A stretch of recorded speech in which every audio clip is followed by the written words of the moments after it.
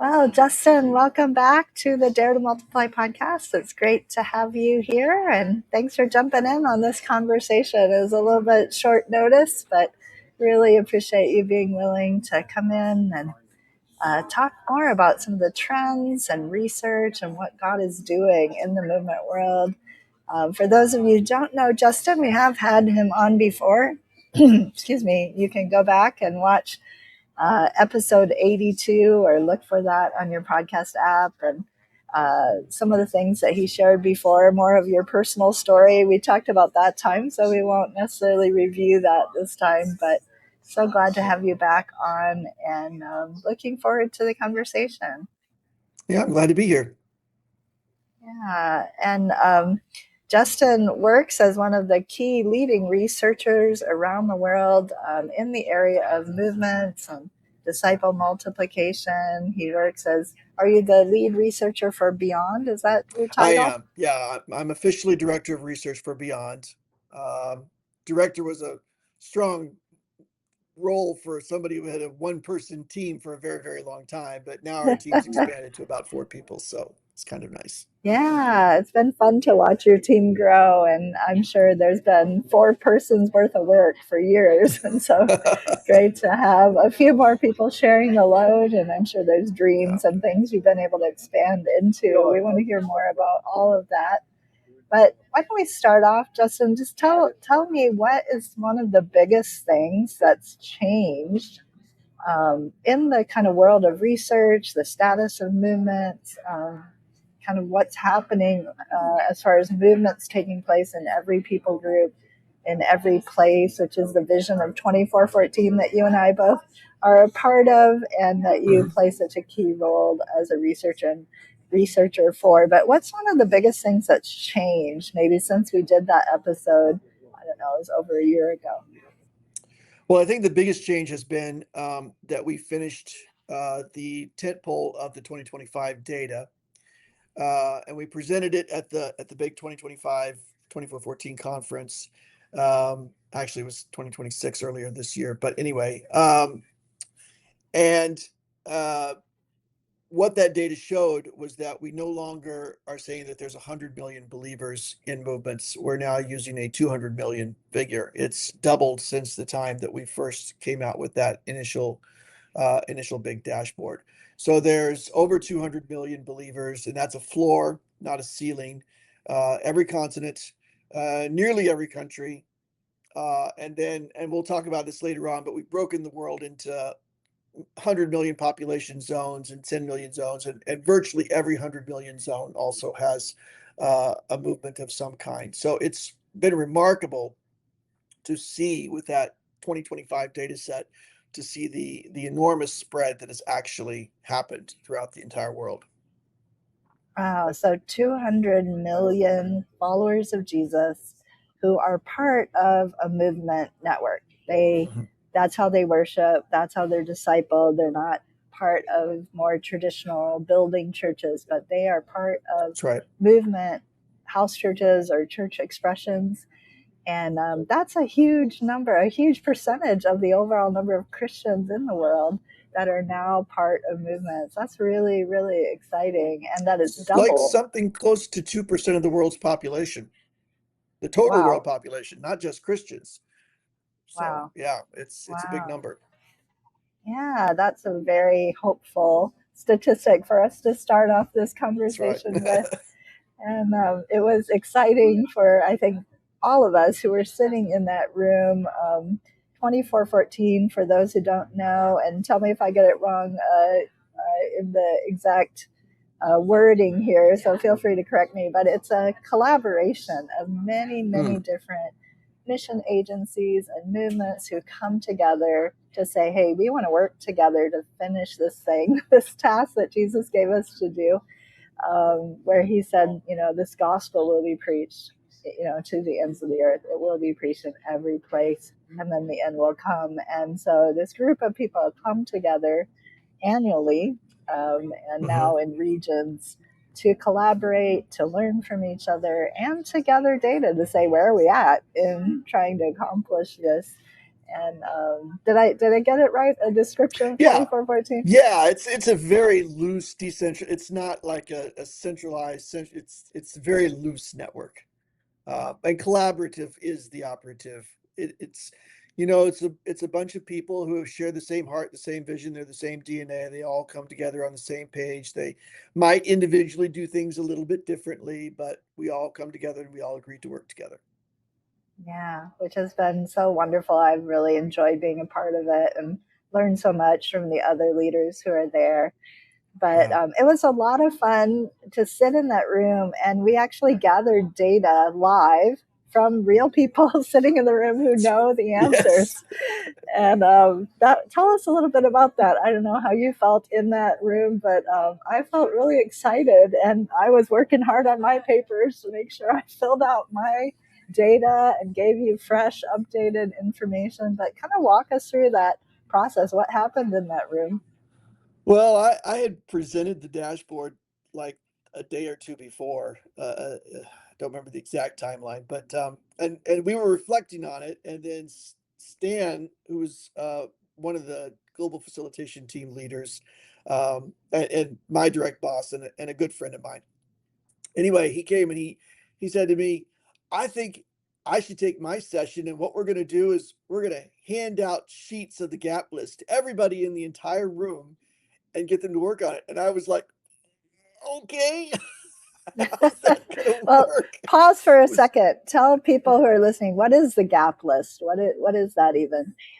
so we broke the world because nearly all the countries are reached at this point, and we didn't want to go so granular as all the people groups and languages because that would be way too big of a list.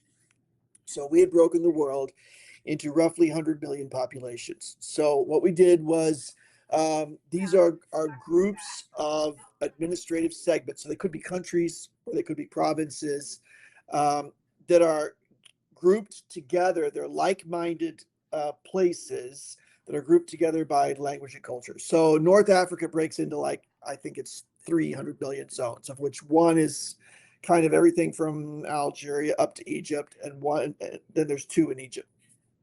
So we've broken the world out like this. And then we found that something like 29 or so of those 100 million zones, we don't have any information on. All the rest, we know that there's some level of movement. These 20 odd zones are kind of gaps. Well, 20 some odd out of 100 means we need to go a level down in detail. So we started breaking the world out into 10 million zones. So take each 100 million, break it into 10. Again, by whatever provinces or sub provinces made sense. So that's the list that we had.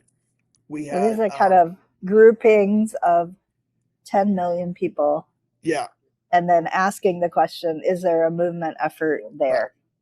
Some of those could be countries. Some of those could be parts of countries, right? So yeah, so I had a list of 627 of those 10 million zones for which we had no data. So that's a big chunk. It's a lot of zones.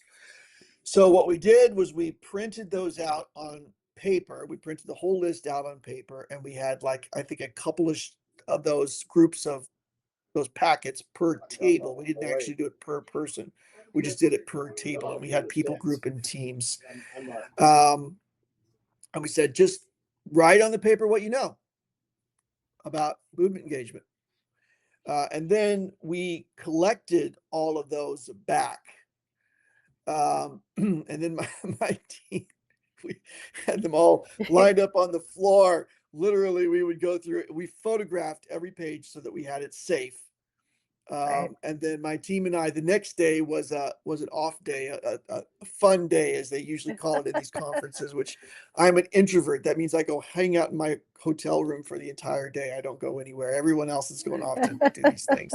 It's like I don't want to do that. So it was convenient for me. I had a job that I could give up my fun day to do this spreadsheet job. Which, if anybody knows me, that's not really giving up anything at all. It's like joy. That's your fun day, right? Get to sit in my room and process spreadsheets. I'm very happy about that. So that's what I did. My team and I collected the papers, and we keyboarded all that data into the spreadsheets. And what we found was it reduced the number of gap zones from 627 to 262. So Wow. we cut uh, basically where the gaps are by 365 10 million population zones. That Wow. was amazing. And when we brought it back a day or after the next day after the fun day, we reported on that. It was, I think it was a shot in my arm. It was certainly very encouraging to a lot of people in the room, because what it says is, there's always more going on than what we know about. That's right. Um, whenever we go to a place, we should never really go with the perspective that nothing's happening, because almost certainly something is. And so when we look at the remaining 262, we think, okay, what's going on in there that just wasn't in the room, That's you right. know? Yeah. I love that. Yeah. Um, so that's why we usually say that, and for a few other safeguards on the numbers, we say this is what we report is floor, not ceiling. It is, there's always more going on than what we know about. So we're just sharing something of what we know of what's going on to tell what God is doing. We should always understand that beyond what we know about, God is at work in those places too. It's not like there's nothing happening.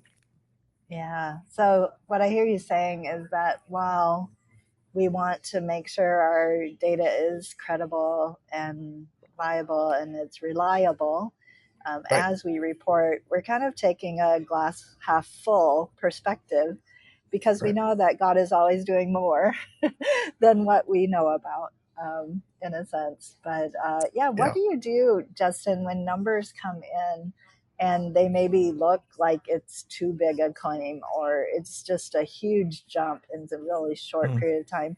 Of course, you and I both know that in movements that does happen. It Yeah. could be true. Sure.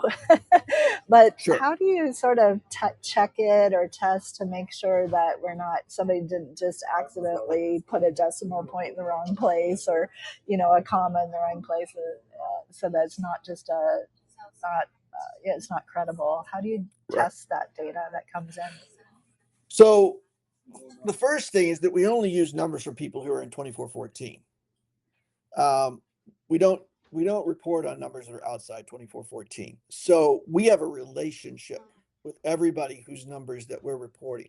Most of those people um, came to me when came not to me, but came into 2414. A lot of them came in when they were pretty small movements, actually.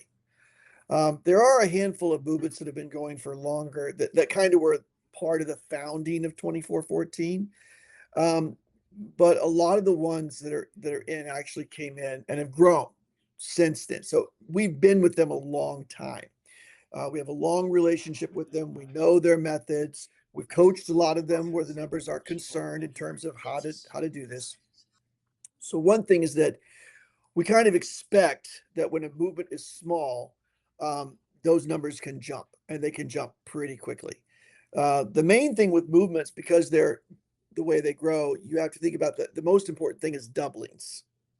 How fast how fast do they double within a given period of time? How many doubles can they do? When movements are small, they can double pretty fast. I mean, it's easy to go, well, not easy, but you know what I mean. It's easier to go from 2 to 4 to 8 to 16 than it is to go from, 2,000 to 4,000 to 8,000 to 16,000. So when Right. you're Sure. small, you expect some doublings. Um, and that's, praise God, right? Once you start getting larger, what we expect to see is that the time to double, it doesn't mean you stop doubling, but the time to double slows. Mm. So most of the big movements, if you're over a million, you're not doubling faster than 2 to 3 years. We would expect a doubling somewhere between 2, 3, 4 years. That's what we're seeing right now.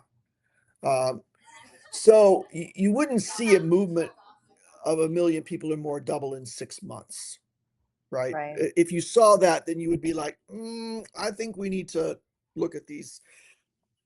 Are you sure? I mean, did we add a zero somewhere that we shouldn't have added a zero? Right. So if someone gave us a movement report where something like that happened, what I do is I just ask questions. I don't go in the field, especially to try to, to audit a movement of a million plus people. Not anymore. I used to do that, but now I coach other people, the movements themselves to do that. So what I would do is Right. I just file it in the database and not use it in the global numbers, and I'd give it some time and let's see what happens to this story, right? Right. Um, Sometimes movements do have issues with their streams. They find out there was a problem in the reporting mechanism. There have been instances occasionally where there's a little deception in the numbers, not at the movement level, but at an individual stream level, and they find that out Right. and they deal with it, and that's okay. Yep.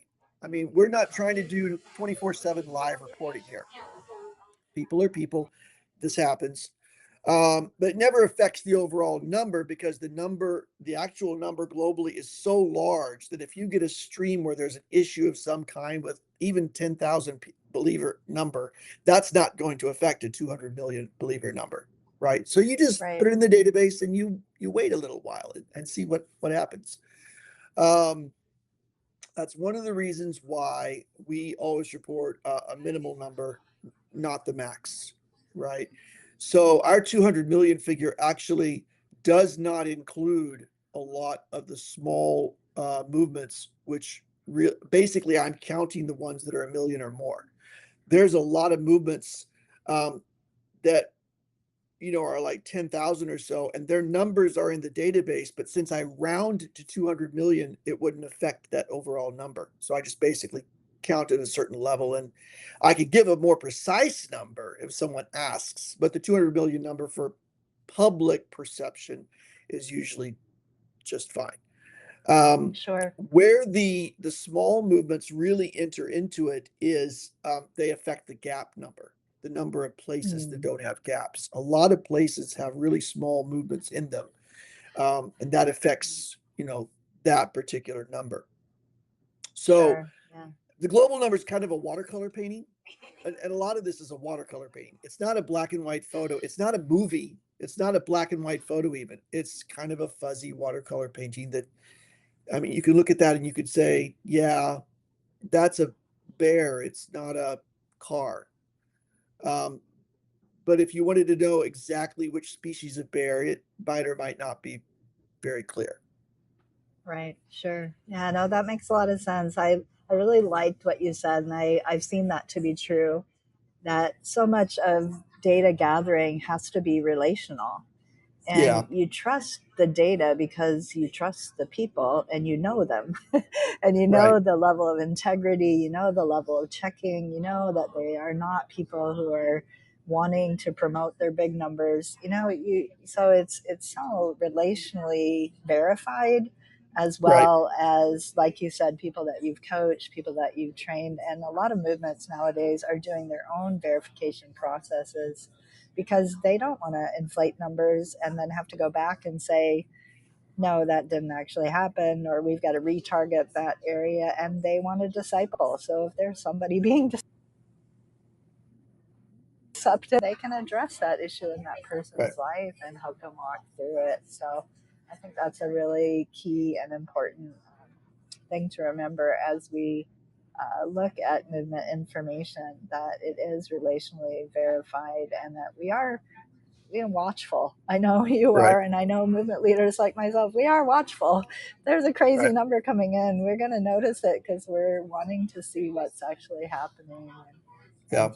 I mean, verifying it I've within had the some movement. instances where I think the biggest one that we have occasionally is we see a number and it's like, that is a crazy large percentage of that place. But then you think about it and you think, okay, my population number for that place is probably a little laggy and doesn't account for a huge surge of when was the last census of this place? How accurate is the population? So it could be a pretty healthy percentage of the place, but it might not be as healthy a percentage as what it looks to be. You have to keep all that kind of thing in mind. I One of the things I think about is we expect a lot from numbers from missions that we don't expect from numbers at home. That's right. You Yeah. know, one way to think about it is if you think about like here in America, right? You look at two churches in America, and one says, you know, we have 258 people in our church, and the other says we have, you know, 3,000. And then you start to dig into it and you say, okay, what is 258? Well, that's the number of members of the church. Okay, what is 3,000? Well, that's the typical Sunday attendance of the church. So already you're apples and oranges. 3,000 is the average Sunday attendance of the church. Is that a median? Is that a mode? Is that the max that you ever hit? Is that the minimum you ever hit? Is that just basically what you expect and plan Right. Right. for the Sunday? And of course, it varies. And 258, are all 258 still living? When was the roll last updated? So when you get into it, you're like, how precise are these numbers anyway? And does it actually matter? What you really have is you've got a church that's around the 200 level, and you've got a church around the 3,000 level. And those are two distinct kinds of churches with their own issues and positives and negatives and challenges and such things. And the exact number honestly doesn't matter that much. Now, if you had a church that was 3,000 and you walked in on a Sunday morning and there were 100 people there, okay, then I raise some questions. But if I walk into a church that's 3,000 members on a Sunday morning and I say, oh, no, it's really 2,972, did I count them all? No. Or it's 4th of July weekend and, half the people are gone to the lake or whatever. Or it could be, yeah, you could be that. So I think we have to be careful of how much we're asking from our numbers and what That's true. exactly we're counting these numbers for. Is it a vanity metric? Our number is bigger than your number? Or is it really something more of we're trying to find the gaps, we're trying to see the health, how precise of a number do we need for that? Um, what are we doing with these numbers and how precise do they? There's a difference between accuracy, which is truthfulness, and precision, which is every last person. And you don't always Yeah. need precision to achieve the goal. Anyway, So my important. little soapbox that Yeah. I get on when it's No, no, time that's for very numbers. helpful. Yeah, very helpful. I think that comparison is important for us to think about. And but yeah, it's so exciting to see the progress that's happening. The gaps are going way down, even in the room. 2/3 of Hmm. them Yeah. eliminated. God is really, really working, and He's working through releasing movements in a way like never before in history. And yeah, I know 2414 had this deadline that we were aiming Hmm. at of December 31st, 2025. Um, yeah, that date's now passed. Kind of what is the Yeah. status and what are we aiming at now? Uh, yeah, it was a team with a movement strategy and every unreached people in place. Did we get there? Well, not 100%, but at certain levels, yes. So movements on every continent, yes. Movements in nearly every country. So there are 40 small island countries and city states. Those are the ones we don't have a lot of information on. Everything else we've got. 29 of the countries that are less than 2% Christian all have movements in them. So we're progressively moving. The goal is reached at a continental level. It is mostly reached at a country level. And as I said, we broke the world into these 100 million population zones in all but, I misspoke earlier, it's in all but 800 million population zones. There are movements. So now we're going down into the 10 million population zones to find gaps.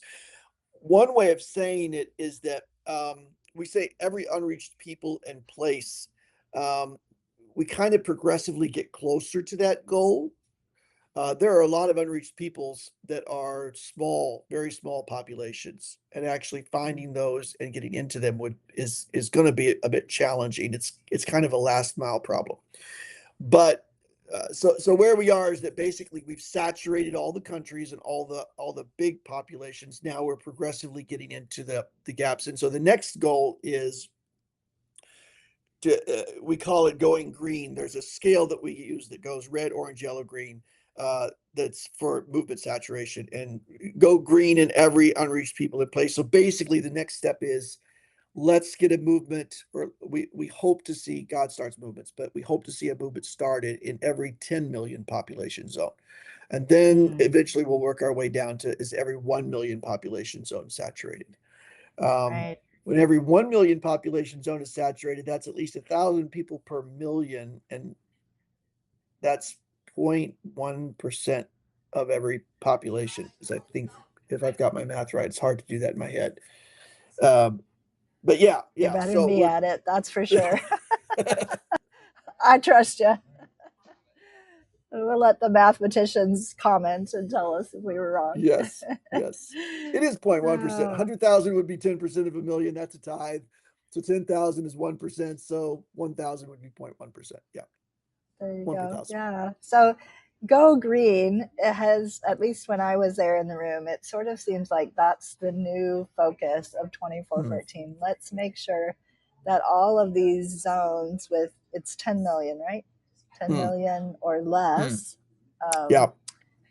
that these 10 million zones of unreached peoples, places where there are no movements, that we get those engaged with a movement that's actually happening. Is that, Right. am I saying it Yeah. right?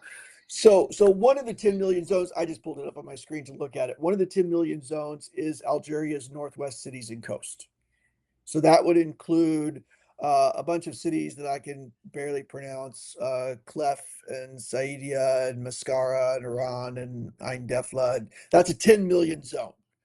Right. It's actually about 11.9 million population today. So we would want to see that zone have something in it, and then there's 260 some other zones just exactly like that one. Right. Yeah. Well, I remember as we were talking about this, a question that came up in my mind, and I may have even asked it at a table where you and I were sitting. How is this being received? Like, is there anybody who's pushing back on saying, this should be the new goal? It, in a way, it kind of raises the bar from maybe the traditional, or I should say, the last 30, 40, 50 years, where the idea has been if we get to 2% of an unreached people group, then we can consider them reached. And now we're kind of saying, no, we have this new paradigm. Talk a little bit about that. How did that come about? I know Stan's talked about it and Yeah. others, but Well, the 2% number, it was always kind of a guess, and it leaned on like one or two studies. It's kind of a problematic number, but it's a number. It's something to shoot for. Some newer sociological studies suggest that you really need somewhere north of 10% to see a tipping point where you start to see sociological change within a mm, people group. So the idea was, if the percent Christian gets to a certain level, then the Christians within that culture could continue and do the job on their own and would be able to affect change and see transformation. So now we're seeing some research that suggests 10%. I haven't seen any pushback really, and I think the thing to bear in mind here is that green, which is 4 generations, 1,000 believers, 100 churches. Okay, that's really a threshold. So we're not saying the job is done. What we're saying is, let's push past this threshold in yeah, each of the 10 million zones. You don't stop there, right, right? You would keep pushing, and we've got additional levels defined for every zone. Um, so then, but the trick with that is that to get from red to green, there's a certain number of obstacles, if you will. It's like an obstacle course. Okay. Um, to get to one, then to get from one to 100 churches is a different set of, so you have different obstacles at different parts of the course. Once you're past this initial green threshold, then getting to the next level, there's a different set of obstacles. You need to start thinking about all sorts of things, from like leadership development to sustaining it, maybe some business options to help fund it. What about, resilience for disasters? What happens if war comes? There's lots of different things. So the point, I think, for us is not so much that we get to a certain threshold and then Jesus comes back. That's not what we're Mm. saying. What we're saying is let's focus on getting all of these gaps to this stage of the race, and then after that will come additional thresholds. We're just saying, let's get it out. Let's get everybody to this point where everybody's got access and everybody's got opportunity, and then we know that there's going to be more thresholds beyond that. I don't think anybody. Sometimes you get pushback if they say, get to a certain number by a certain date, if there's an implication that there's an eschatological, and then Jesus comes. As long as you don't Right, have sure. that, nobody really pushes, because this is what the task is. Yeah. Everybody's on Yeah. the same page. Everybody wants everybody to have an opportunity to hear about Jesus. Nobody is saying, let's not bring it to those people. It's Yeah. more when it gets tied to a date with some kind of eschatological flavor that you start getting people Sure. saying, hold on a minute. Let's talk about why we're doing this. We're doing this because Jesus told us to, not because, this is some magic line where Jesus comes back. That's not what we're saying. We're doing it because we obey. And this is the command we've been given: bring the gospel to the entire world. This is how we know Mm. we've done it, or are doing it at any rate. Right. Yeah. Oh, so good. And, like you said, there will be new obstacles, there will be new challenges as we continue to bring the kingdom of God, see his kingdom come, his will done on earth as it is in heaven until he returns. We don't know when that's going to happen, but we're going to keep Right. pressing forward. So every people group, every place, every person on the planet has that opportunity. And the more people, the more mass of people, if we're up to 10%, far greater chance that those other 90% are going to have that chance to hear and to know Yeah. of the love of Christ. So good. Well, uh, our time has gone really fast. We're already at about 30 minutes. And yeah, I just want to ask, would you be willing to stay on for a deeper dive for those who are really interested and want to go a little deeper on Yes, this sure. topic?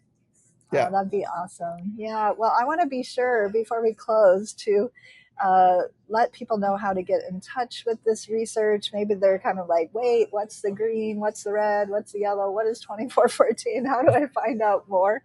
And we want to be sure to give them that information. So, what's the best way that people can get a hold of your dashboard or the information? Two ways. 2414now.net is the 414 website. It's in the middle of a bit of a revamp at the moment. The dashboard will be there soon. Uh, so that's one way. The other way is justinlong.org is my website. And that's where people can find all sorts of resources that I posted there. And my email address is there. If somebody wants the dashboard, they can write me directly and I can send them the current PDF. All right, we'll just put that up there in justinlong.org or 2414now.net. We'll put both of those Yep. in the show notes for people who are looking for more information, and really encourage you, if you are interested in disciple multiplication. 2414 is a great collaboration. It's a great place to learn from others, to get connected with people in your region who are wanting to start movements and wanting to multiply disciples. So really encourage you to check that out. But as we do our wrap up on this first segment, Justin, let's say you're a pastor in the US or you're a DMM practitioner in Algeria, or somewhere around the world, and they want to actually use this research. What's kind of more than just admiring it and saying, thank God, praise God, how can they use this? What's the most useful way to put this into practice?